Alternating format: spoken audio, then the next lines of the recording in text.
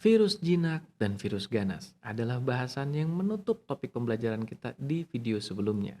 Di topik pembelajaran sebelumnya, kita sudah menyoal bagaimana perangkat komputer yang terkontaminasi oleh virus akan terbebani juga cara kerjanya oleh virus tersebut. Begitu juga ketika diri kita terkontaminasi oleh trauma atau luka batin, akan terbebani juga cara kita merespon kehidupan oleh pengaruh dari trauma dan luka tersebut. Tapi sebagaimana virus dalam komputer pun terbagi atas virus jinak yang hanya mempengaruhi komputer itu ketika ada fungsi-fungsi tertentu dioperasikan, ada juga virus ganas yang ketika ia membebani sebuah komputer, ia membebani keseluruhan cara kerja dari komputer ini. Hal ini melambangkan ilustrasi dari dampak trauma dan luka batin pada diri kita. Ada trauma atau luka batin yang mempengaruhi diri kita yang hanya teraktifkan jika ada stimulus yang sejenis dengan pengalaman yang pernah dialami di masa lalu yang membuat kita terluka. Seperti yang kita bahas di video sebelumnya, ketika ada seseorang yang pernah dipermalukan di depan kelas, di depan umum misalnya, dan ia menganggap hal ini sebagai hal yang menyakitkan, melukai, sebagai sesuatu yang bernuansa traumatis, ia akan mengalami reaksi yang sama hanya ketika ada situasi sejenis di kemudian hari yang mengaktifkan luka itu lagi. Atau dengan kata lain, ketika ia harus tampil di depan umum. Tapi jika ia tidak sedang tampil di depan umum dan tidak ada kewajiban untuk tampil di depan umum, maka luka dari trauma itu pun tidak akan mempengaruhinya. Inilah ilustrasi dari virus jinak pada sebuah perangkat komputer.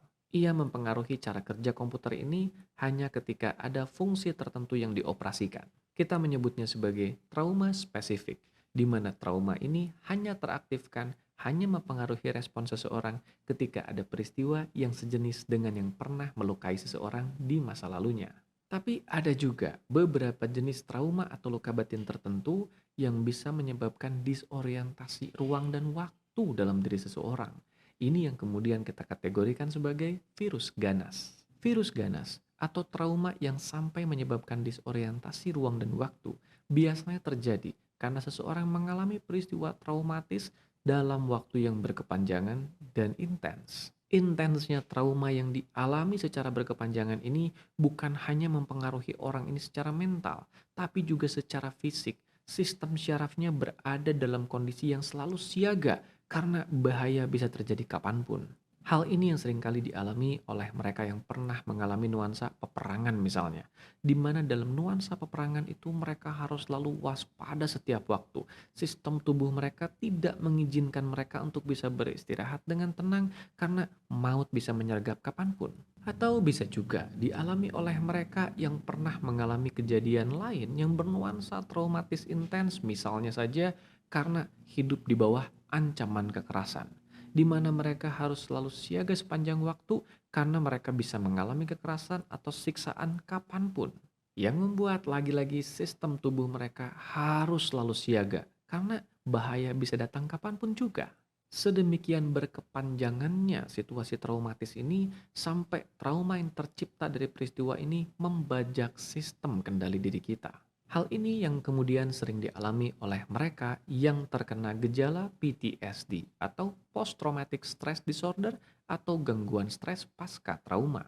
Kejadian traumatis itu sudah berlalu dan ada di masa lalu, tapi sistem tubuh mereka yang sedemikian terbebani oleh intensnya muatan trauma itu hidup di masa kini dan menganggap bahwa kejadian itu masih terjadi lagi saat ini. Sehingga sistem tubuhnya berada dalam kondisi siaga terus-menerus, menyebabkan munculnya kecemasan dan rasa takut yang irasional.